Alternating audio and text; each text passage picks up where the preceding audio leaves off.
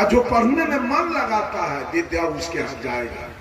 यहाँ सरस्वती फरसती का कोई चर्चा नहीं। धन उसके यहाँ जाएगा जो कमा रहा है, जो मेहनत कर रहा है, धन उसके यहाँ ससर के जाएगा। और जो पूजा कर रहा है जिंदगी भर भी अल्लाह रहेगा। धन नहीं होने वाला, पूजा से धन नहीं होने वाला।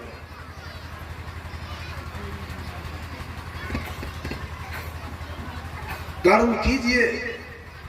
गोस्वामी तुलसीदास जी ने रामचरितमानस में लिखा है, कर्म प्रधान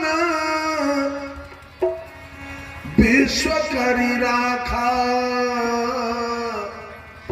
जो जस करहि सो तस फल चाखा।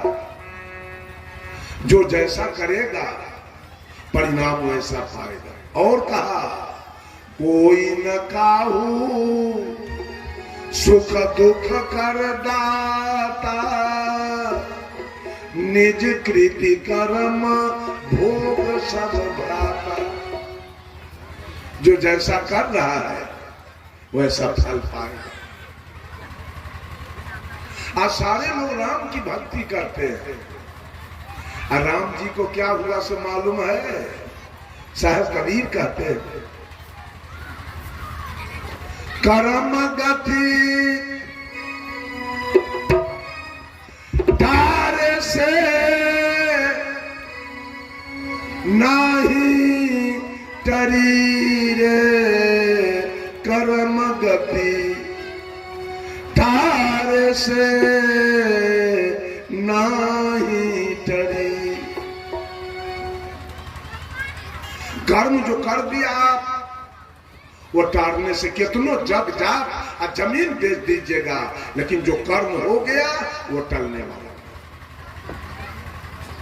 कर्म होते हैं तीन प्रकार के, क्रियमान कर्म, संचित कर्म और प्रारब्ध कर्म।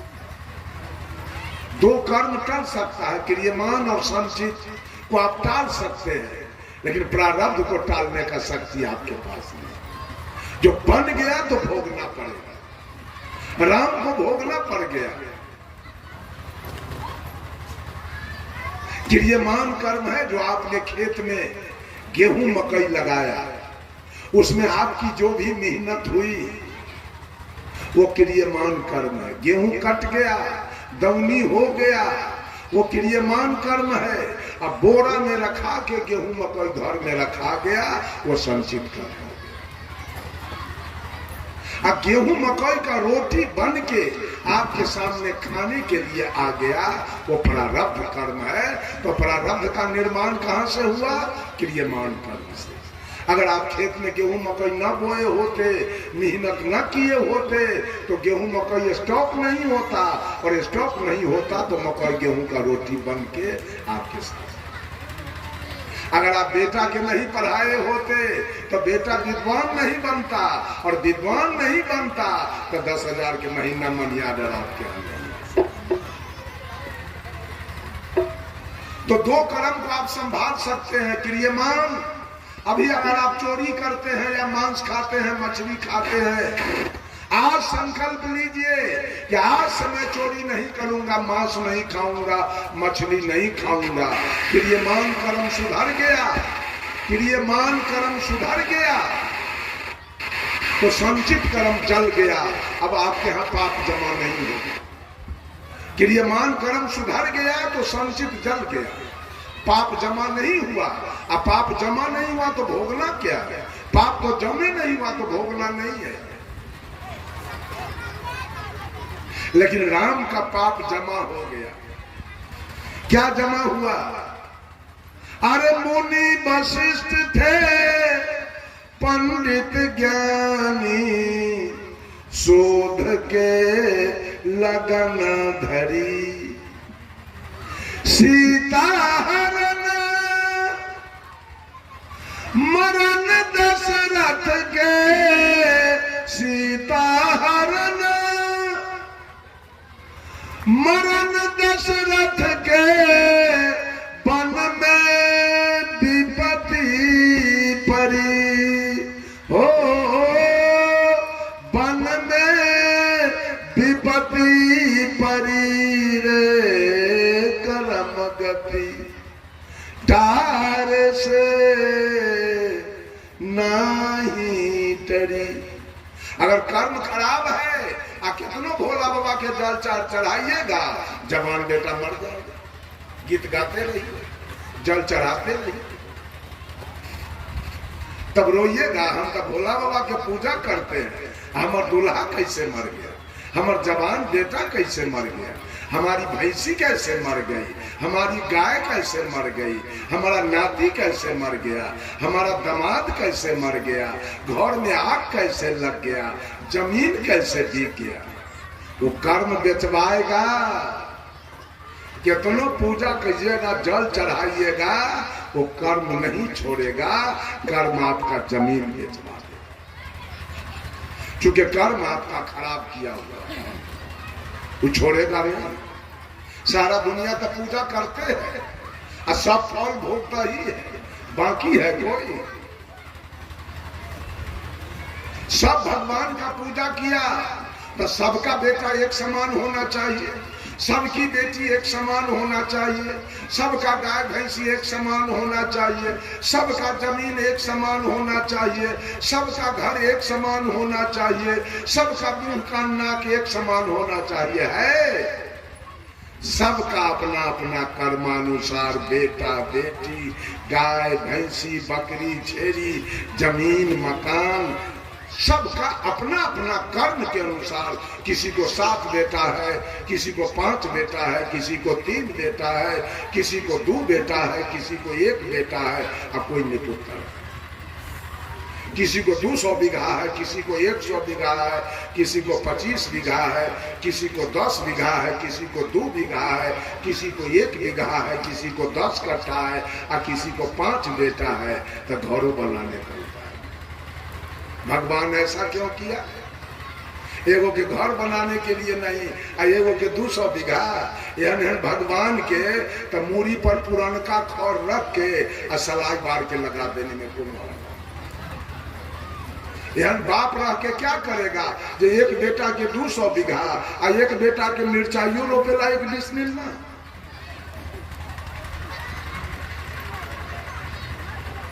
सब कर्म का परिणाम है बाबू, भगवान तो है ये नहीं। भगवान अगर है तो रत्ती रत्ती बांट करके आप लोग अपना हिस्सा में ले लीजिए, हमको मत दीजिए। एक चुटकी हम लेने के लिए तैयार हैं, एक रत्ती भी भगवान अपना हिस्सा में हम लेने के लिए तैयार नहीं। आप लोग ले करके खूब रात दिन पूजा कीजिए, हमको करना नहीं। 68 वर्ष का उम्र मेरा बीत रहा है, आज तक मैं मंदिर का मुंह नहीं देखा, आज तक कोई तीर्थ व्रत में नहीं गया, आज तक कोई पत्थर पानी को मैंने प्रणाम नहीं किया, आज तक चोरी दलाली नहीं किया, आज तक किसी का हत्या बलात्कार नहीं किया, आज तक मुंह में खैनी बीड़ी सिगरेट जर्दा की माम नहीं किया, आज तक कोई गलत काम नहीं किया। मंदिर जाने वाले तो सब गलत काम करते हैं, बीड़ियों पीते हैं, खैनियों खाते हैं, सिगरेटों पीते हैं, गांजों पीते हैं, दारुओं पीते हैं, मछली खाते हैं, मांस खाते हैं, दलाली मारते हैं, घूस खाते हैं, चोरी करते हैं, डंटी मारते हैं, दूध में पानी मिलाते हैं, आटा में चोकर, घी में डलडा मिलाते हैं। लेकिन हम लोग मंदिर कभी नहीं जाते हैं और एक भी पाप कर्म नहीं।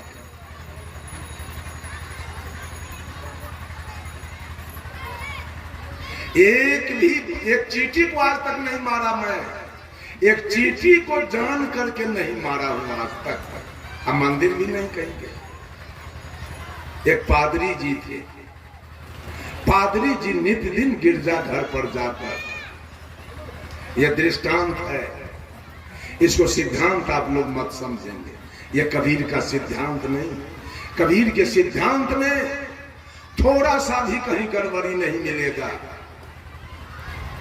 ये दृष्टांत है, दृष्टांत थोड़ा गड़बड़ हो सकता है, इसकी गारंटी मैं नहीं दूंगा। एक पादरी जी थे और पादरी जी नित्य दिन गिरजा घर पर जाकर प्रवचन देते थे। ये दुनिया के लोग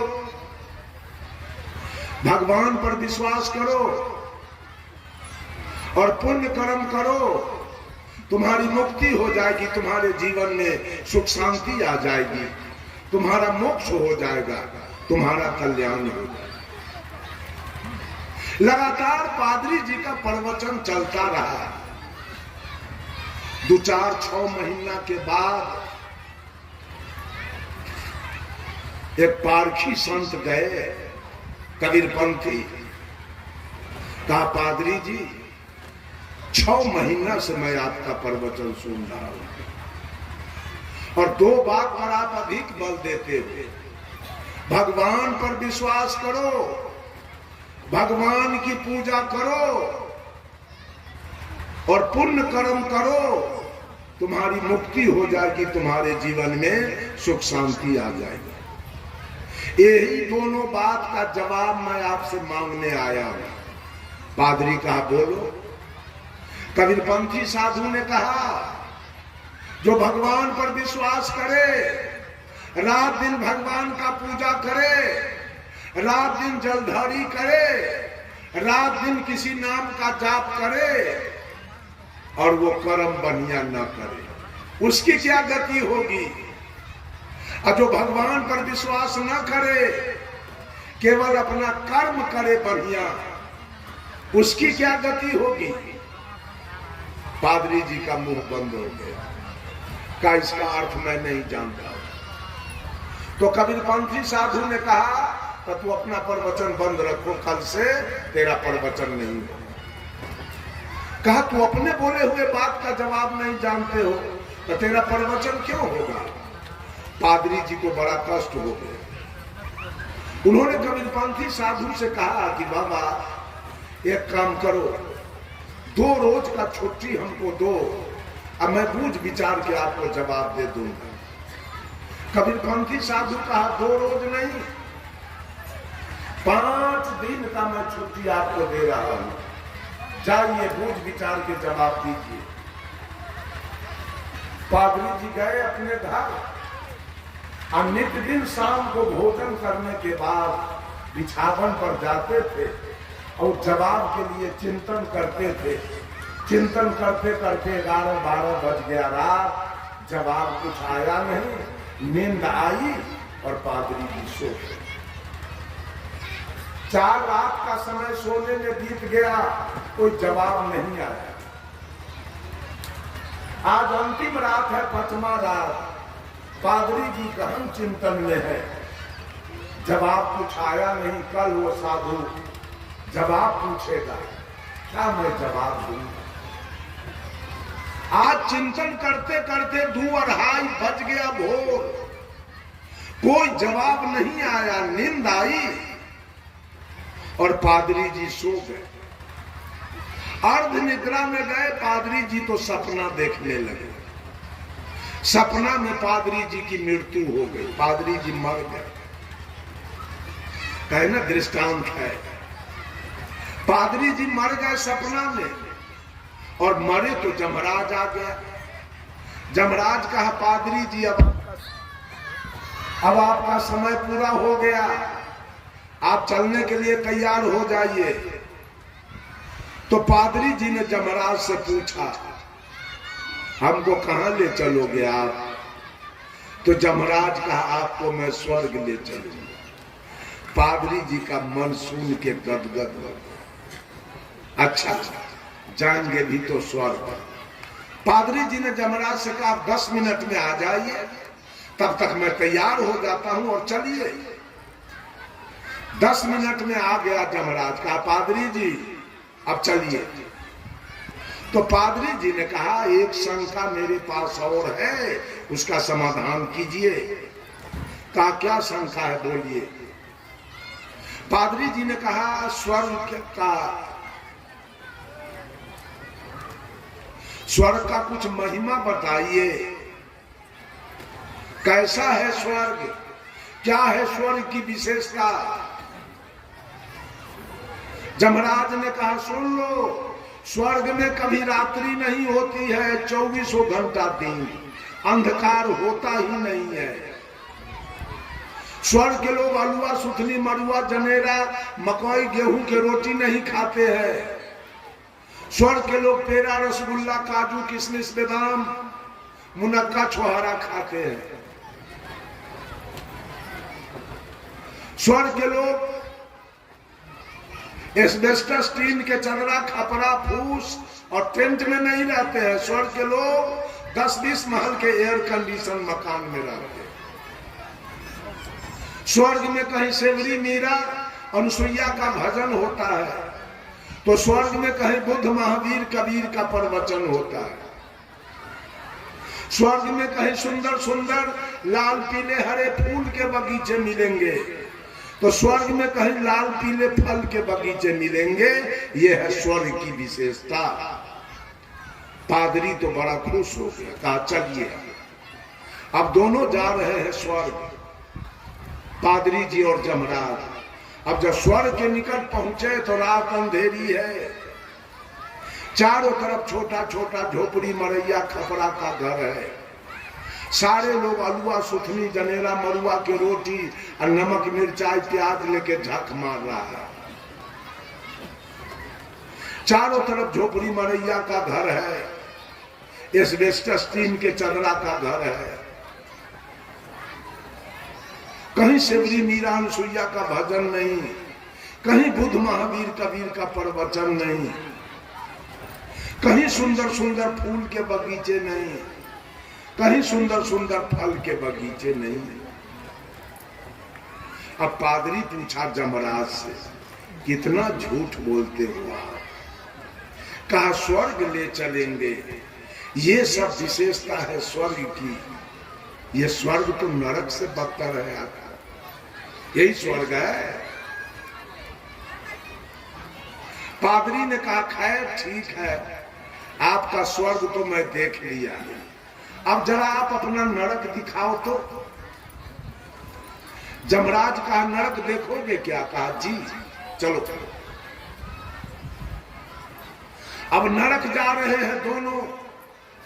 नरक के निकट गए तो दिन है पूरा प्रकाश, चारों तरफ 10-20 महल के एयर कंडीशन मकान, चारों तरफ लोग पेड़ा, रसगुल्ला, काजू, किशमिश की बारिश हो रही है।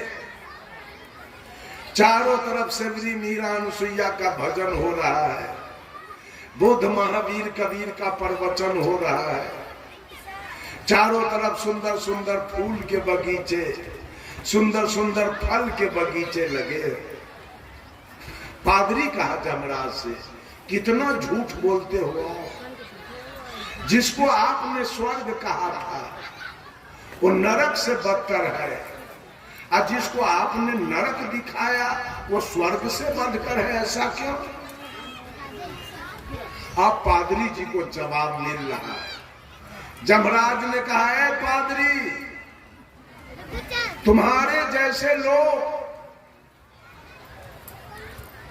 जो रात दिन भगवान का पूजा किया, भगवान पर भरोसा किया, अगरबत्ती जलाया, जल चढ़ाया, ताली बजाया, नाम का जाप किया, लेकिन वो आदमी कर्म बढ़िया नहीं। जितने भगवानवादी लोग हैं, जितने भगवानवादी लोग हैं, जितने मंदिरवादी लोग हैं, जितने मस्जिदवादी लोग हैं, जितने गिरजा गुरुद्वारावादी लोग हैं, उनका कर्म कभी सुधरने वाला नहीं है। मंदिर जाने वाले दूध में पानी मिलाएंगे, आटा में चोकर मिलाएंगे, घी में डलडा मिलाएंगे, चावल में कंकर मिलाएंगे, क्योंकि वो मंदिर के भरोसा पर जीते हैं। वो गाली पढ़ेंगे, वो आरी तोड़ेंगे, वो झूठ बोलेंगे, वो मांस खाएंगे, मछली खाएंगे, तारी दारू पिएंगे, गांजा भांग पिएंगे। उनका कर्म कभी ठीक नहीं होगा। हम लोग मंदिर क्या करने जाएं? हमारा तो मंदिर यही है, बडीज टेम्पल, ये काया मंदिर है, इसी में मैं रहता हूँ। वो राजमिस्त्री के बनाया हुआ मंदिर से हमको कोई मतलब नहीं है, कोई जरूरी हमको नहीं है वहां से। सारे लोग जा रहे हैं, कर्म का कहीं सुधार नहीं। ये महिला सब 500 गाड़ी सास के देती है, बुढ़िया सास के, छठ करती है, करवा चौथ करती है, कर्मा पति को रे कहती है, रे रे रे तो हर धुआं देखो रे धुआं।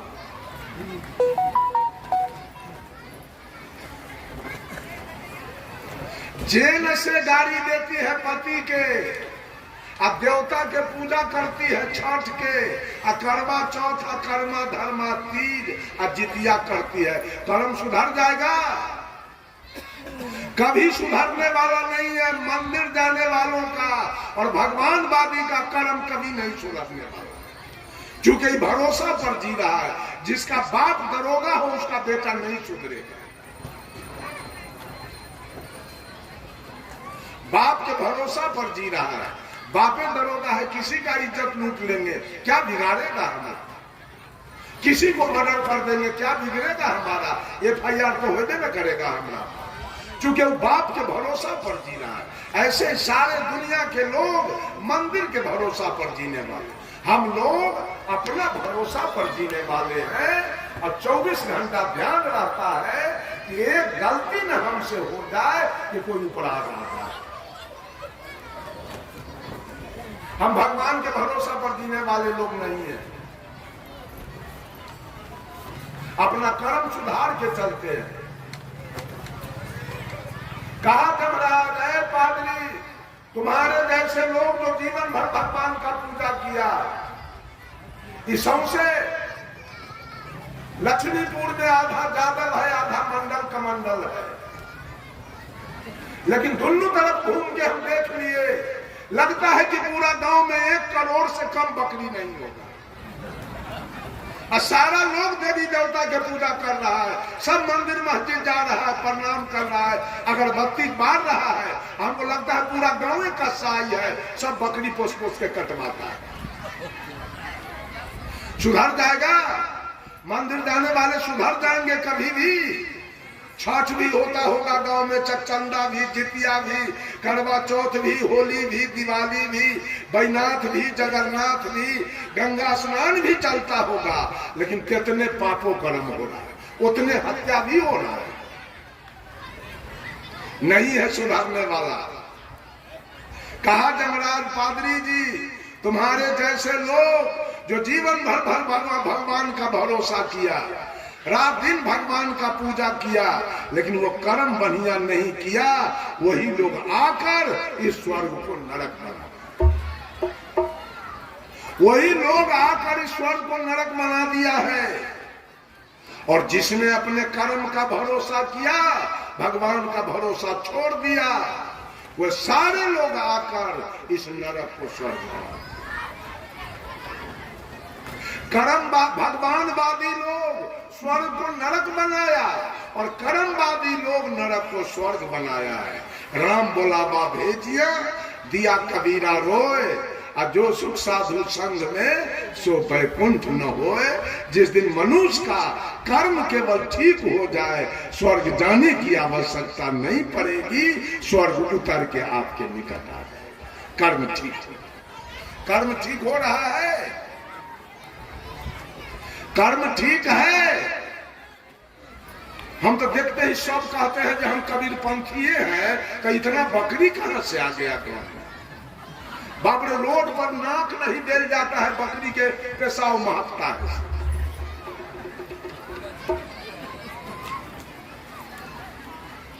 अब मंदिर में पूजा तो चलिए रहा, शिव चर्चों खूब हो रहा है, अब सुधार कुछ नहीं है, कोई पैसा नहीं। बंधुओं,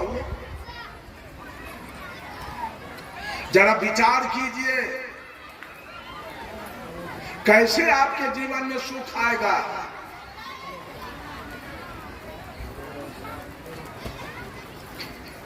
सब लोग भगवानवादी बनते चले जा रहे हैं धीरे धीरे, कर्मवादी तो कोई है नहीं,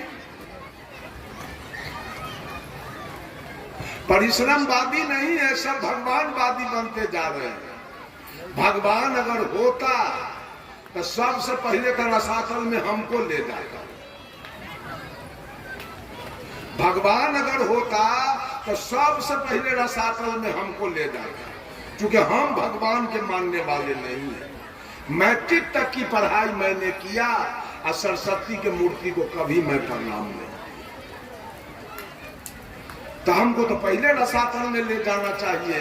भोला बाबा को चाहिए कि पहले रसातल में हमको ले जाना।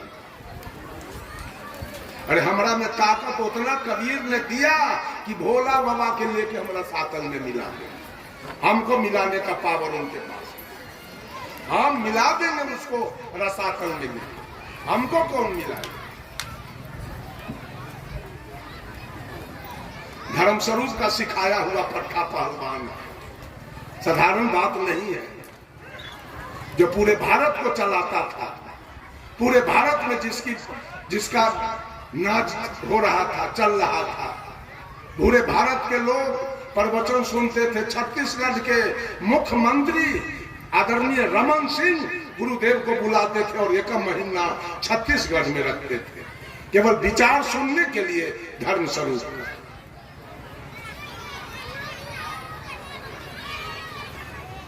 उसी दर्जा के परम पूज्य अभिलाष साहब इलाहाबाद के रहने वाले, उसी दर्जा के परम पूज्य ज्ञान साहब गुजरात के रहने वाले।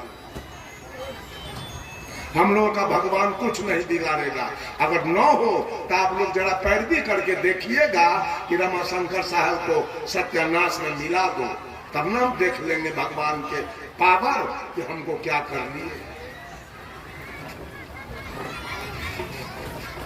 झूठ का काम छोड़ दीजिए, कहीं कुछ नहीं मिलेगा।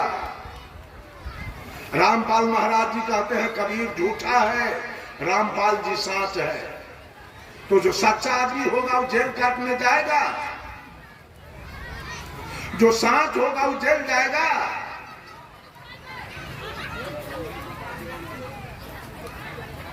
छत्तीसगढ़ गए हम, छत्तीसगढ़ एक आदमी 3 भाई है।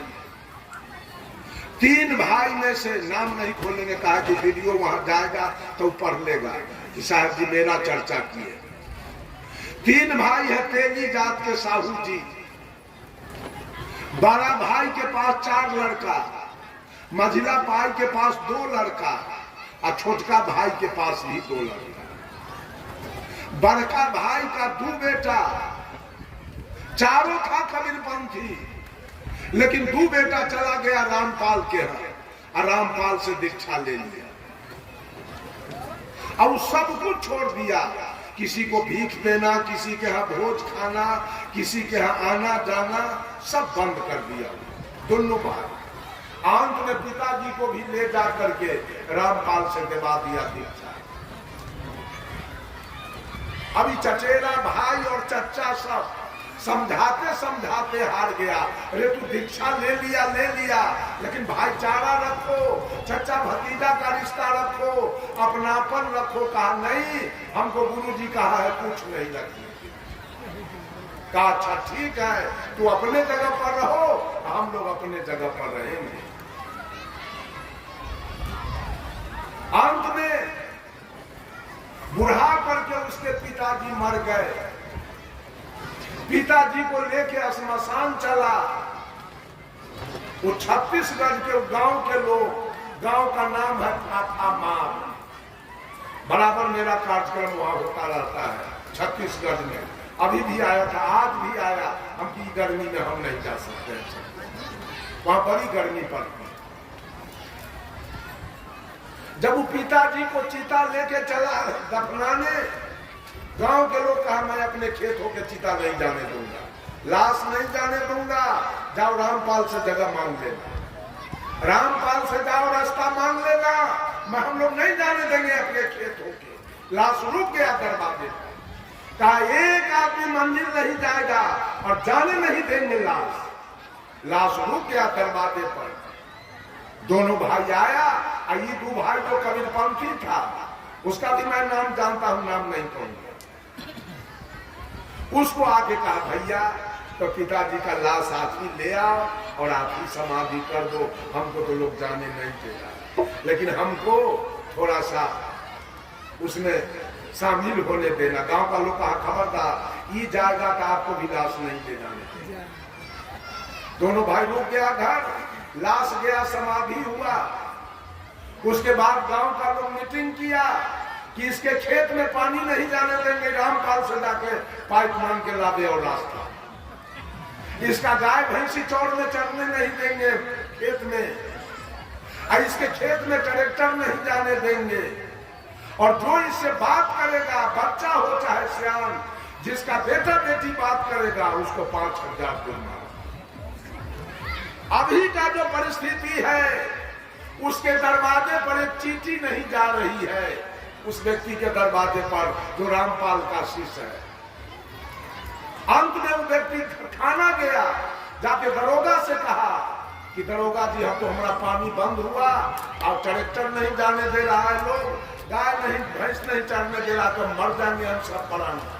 दरोगा आया, गांव के लोगों को बैठा के और दरोगा माफी मांगा कि हम आप लोगों से माफी मांगते हैं, कम से कम ट्रैक्टर जाने दीजिए, पानी जाने दीजिए, गाय भैंसी चढ़ने दीजिए, और जो सजा हो सो इसको आप लोग। तब गांव का लोग मान गया, ठीक है, मर जाएगा खाने बिना इसका बाल बच्चा, पानी जाने दो, ट्रैक्टर जाने दो, और गाय भैंसी चढ़ने। वही चल रहा है। जिसके यहाँ हम गए, उससे कहे कि हमको आदेश दीजिए तो हम इसे थोड़ा बात करें। कहा नहीं गुरु जी, आप जाइएगा तो तुरंत 5,000 हमको देना पड़ेगा, तुरंत 5,000 जुर्माना हमको लग जाएगा। ये गुरु का काम है कि चेला को ऐसा बना दो कि समाज से आउट हो जाए, बाहर हो जाए। यही सब ज्ञान है गुरु का, यही सब ज्ञान है मुक्ति का।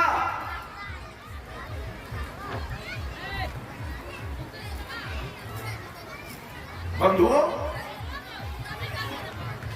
थोड़ा सोचिए, विचारिए। समाज से अलग रहना ठीक नहीं है, समाज में मिल के रहिए, तब आपका सारा काम काज चलेगा। ये रामपाल जी समाज से अलग करते हैं चेला को, साफ बाइकाट करते हैं। ज्ञान कैसा देते हैं मालूम है? कबीर साहब का तस्वीर देखिए। किसी भी महापुरुष को दो प्रकार से जाना जाता है, एक तो उसके इतिहास से, और नहीं तो एक तो उसके वेशभूषा से। न कबीर साहब के लेखनी से रामपाल का एको वो लेखनी मिलता है, और न कबीर साहब के वेशभूषा से रामपाल का कुछ मिलता है। कबीर साहब के गले में कंठी है कि नहीं, बोलिए? कबीर साहब के गले में कंठी है ना? रामपाल के गले में कंठी है? रामपाल को देखिए, दाढ़ी छिलाता है, मोछ रखता है। हम लोग अगर छिलाते हैं तो टीकी सहित मोछ दाढ़ी खूब सहित कबूतरा है। रामपाल को देखिए, मोछ रखा है, दाढ़ी छिला दिया है। रामपाल को देखिए, पैजामा पहनता है या कुर्ता है, साधु वाला भेष, हाथ में बद्धी पहनता है, धागा, और गर्दन में कंठी नहीं,